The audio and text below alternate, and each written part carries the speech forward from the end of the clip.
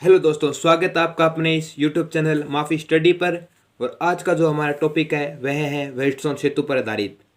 वेल्डस्टोन सेतु क्या होता है, इसकी संरचना और इसकी क्रियाविधि, उपयोग क्यों करते हैं, उसके बारे में अध्ययन करेंगे।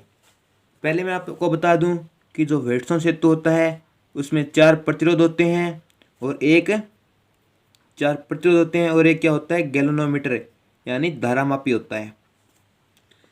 और इसका उपयोग हम अज्ञात वेल्डस्टोन सेतु का उपयोग हम अज्ञात प्रतिरोध को ज्ञात करने में करते हैं, यानी जिस प्रतिरोध का हमें मान पता नहीं होता उस प्रतिरोध का मान हम वेल्डस्टोन सेतु से ज्ञात करते हैं। तो सबसे पहले बात करते हैं हम इसकी संरचना के बारे में।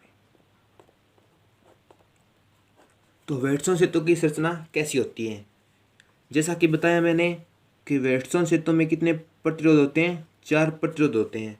ये चारों प्रतिरोध है वह एक दूसरे से वर्ग के रूप में जुड़े होते हैं, जैसा कि हम चित्र में आपको दिखाएंगे।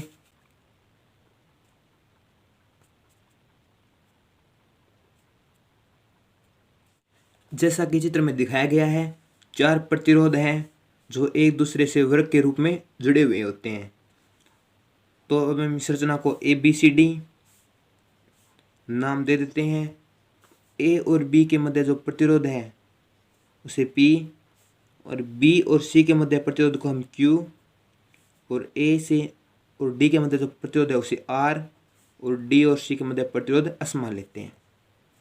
इसकी संरचना में क्या होता है, इसकी संरचना में चार प्रतिरोध एक दूसरे से वर्ग के रूप में जुड़े होते हैं और इनके मध्य एक धारामापी भी लगी होती है, और इस धारामापी का एक सिरा हम कुंजी से जोड़ देते हैं।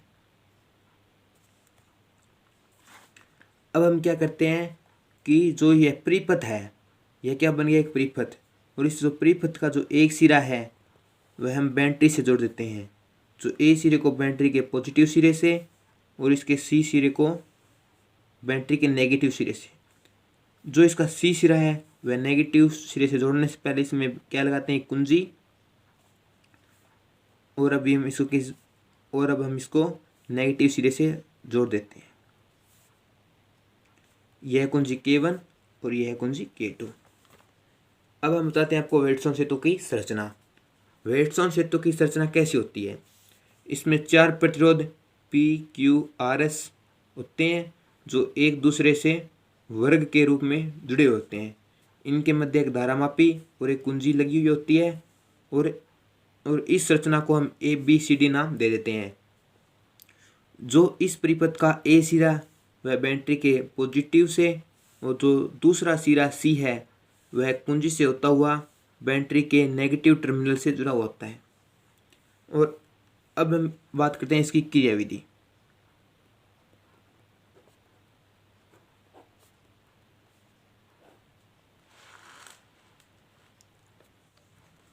अब हम बात करते हैं वेल्डस्टोन सेतु की क्रियाविधि।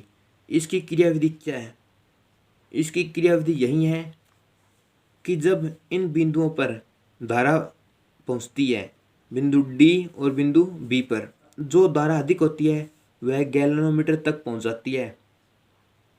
तो गैल्वेनोमीटर में पहुंचने के बाद हमें क्या विक्षेप प्राप्त होता है। यदि बिंदु B पर धारा का मान अधिक हुआ तो यह बिंदु B से जो धारा है वह G तक आएगी, यानी गैल्वेनोमीटर तक, और गैल्वेनोमीटर के बाद यह बिंदु D तक पहुंचेगी, और जो शेष बची हुई धारा है वह बिंदु C तक पहुंचेगी। उसी प्रकार यदि D बिंदु पर धारा का मान अधिक हुआ तो वह गैल्वेनोमीटर से होते हुए बिंदु B तक पहुंचेगा, और जो शेष धारा है वह बिंदु C तक पहुंचेगी। अब हम इसकी क्रियाविधि को स्टार्ट करते हैं।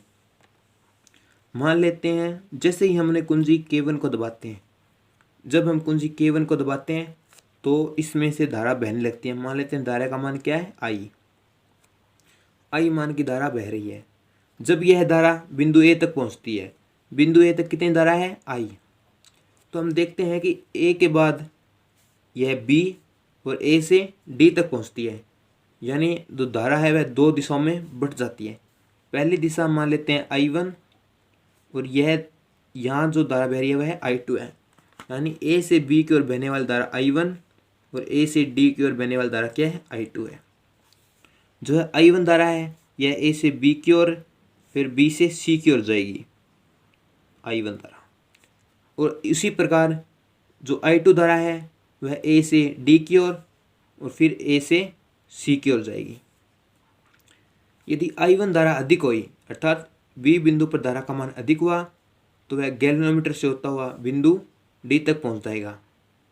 यदि I2 का मान अधिक हुआ अर्थात यदि बिंदु D पर धारा का मान अधिक हुआ तो यह गैल्वेनोमीटर से होता हुआ बिंदु C तक पहुंच जाएगा और शेष बची हुई धारा C तक चली जाएगी। तो अब हम इसकी क्रियाविधि को पुनः एक बार आपको स्टार्ट करते हैं। जैसे ही कुंजी K1 दबाते हैं तो I मान की धारा बहने लगती है और यह जब बिंदु A तक पहुंचती है तो इसमें 3 कंडीशन उत्पन्न हो जाती है। पहली कंडीशन क्या है? पहली कंडीशन हम मान लेते हैं कि I1 धारा है वह अधिक है। I1 धारा क्या है? अधिक है। और I2 धारा क्या है? कम है। पहली कंडीशन के अनुसार क्या है? I1 धारा का मान अधिक है, I2 का मान कम है। यानी B बिंदु पर धारा का मान क्या है? अधिक है, जबकि D बिंदु पर क्या है? धारा का मान कम है। अर्थात जो B बिंदु पर विभव क्या है? अधिक है और D बिंदु पर विभव क्या है? कम है। यदि I1 धारा अधिक है यानी I1 धारा क्या है? अधिक है, यानी B बिंदु पर जो धारा है वह क्या है? अधिक है और जो D बिंदु पर धारा है I2 वह क्या है? कम है। जो अधिक धारा होगी, अधिक धारा कौन है? I1। जितनी अधिक होगी वह गैल्वेनोमीटर से होते हुए बिंदु D तक पहुंच जाएगी और शेष बची हुई जो धारा है वह बिंदु C तक पहुंच जाएगी। पहली कंडीशन क्या मानी हमने कि I1 धारा का मान क्या है? अधिक है और I2 धारा का मान क्या है? कम है। यानी I1 धारा क्या है? अधिक है, यानी B बिंदु पर धारा का मान क्या है? अधिक है और D बिंदु पर क्या धारा का मान कम है। जिस बिंदु पर धारा का मान अधिक होगा यानी जितना अधिक होगा वह गैल्वेनोमीटर से होता हुआ बिंदु D तक पहुंच यानी दूसरे बिंदु तक पहुंच जाएगा। पहली कंडीशन में हमने क्या माना कि I1 जो धारा है वह अधिक है, यानी B बिंदु पर धारा अधिक है और D पर कम है। B बिंदु पर जितनी अधिक होगी धारा वह गैल्वेनोमीटर से होते हुए बिंदु D तक पहुंच जाएगी और शेष बची हुई धारा B से C की ओर पहुंच जाएगी। अब हम बात करते हैं इसकी दूसरी कंडीशन। मान लेते हैं I2 धारा क्या है? अधिक है और I1 धारा क्या है? कम है। I2 धारा क्या है? अधिक है, यानी बिंदु D पर दो धारा का मान क्या है? अधिक है और बिंदु B पर क्या धारा का मान कम है। यानी D बिंदु पर विभव का मान अधिक है और B बिंदु पर कम है। जैसा कि मैंने बताया, जिस बिंदु पर धारा का मान अधिक होगा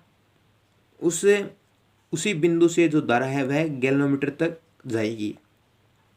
यानी I2 जो धारा है वह अधिक है, यानी D बिंदु पर धारा अधिक है और B पर क्या है? कम है। जितनी धारा अधिक होगी उतनी धारा D बिंदु से B बिंदु की ओर चली जाएगी और जब यह D से B की ओर जाएगी तो जो बीच में जो गैल्वेनोमीटर है उसमें से यह धारा प्रवाहित होगी तो इसमें विक्षेप उत्पन्न होगा और शेष बची हुई धारा जो है वह C बिंदु तक पहुंच जाती है। और अब हम इसकी तीसरी कंडीशन पढ़ते हैं। तीसरी कंडीशन क्या है कि A से B की ओर और A से D की ओर जो बहने वाली धारा I1 और I2 है वे क्या है? एक समान है, यानी I1 is equal to I2। यदि B बिंदु पर धारा और D बिंदु पर धारा का मान समान है तो इसका मतलब इन दोनों पर विभव का मान भी क्या है? समान है। अतः VB is equal to VD। यदि दोनों पर धारा का मान समान है तो यानी दोनों कहीं से भी होकर जो धारा है वह गैल्वेनोमीटर तक नहीं जाएगी, क्योंकि यदि B पर मान अधिक होता तो B से यह गैल्वेनोमीटर से होते हुए बिंदु D तक पहुंच जाती। यदि धारा का मान D पर अधिक होता तो यह D से होते हुए बिंदु B तक पहुंच जाती। लेकिन अब I1 और I2 क्या है? समान है, तो धारा गैल्वेनोमीटर से नहीं गुजरेगी। तो यह जो कंडीशन होती है जिसमें हमें कोई विक्षेप प्राप्त नहीं होता, इस कंडीशन को हम संतुलन अवस्था कहते हैं। यानी यदि I1 और I2 धारा का मान क्या है? एक समान होगा तो परिपथ में हमें कोई विक्षेप प्राप्त नहीं होगा। तो यह अवस्था क्या कहलाती है? यह अवस्था वेट्सोन सेतु की संतुलन अवस्था कहलाती है। यानी संतुलन अवस्था में वेट्सन सेतु।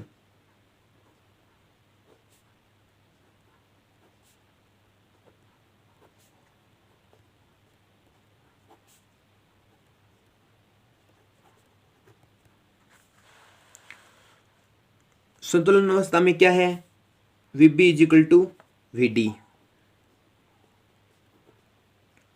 हम जानते हैं V बराबर क्या होता है, IR।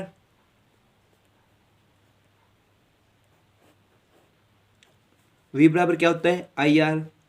और जो VB बराबर क्या होगा, यहाँ पर बहने वाली धारा कौन सी है, I1, और प्रतिरोध क्या है इसका, P।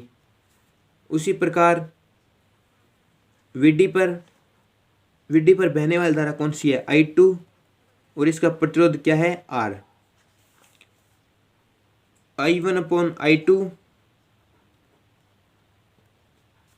R is equal to P। इसे हम समीकरण नंबर 1 मान लेते हैं। I1 upon I2 is equal to R/P। जो धारा I1 और I2 है वह अपने प्रतिरोध R और P पर निर्भर करती है। इसका मतलब हमने इस बिंदु A और B के मध्य तथा A और D के मध्य वह धारा का मान निकाल लिया, और अब हमें B और C तथा D और C के मध्य धारा का मान निकालना है। B और C के मध्य जो प्रतिरोध है वह Q, और D और C के मध्य प्रतिरोध है S है, और यहाँ पर बहने वाली धारा I1 और I2 है। तो यह क्या है, हमारी पहली इक्वेशन। तो हम इसको ऊपर लिख लेते हैं।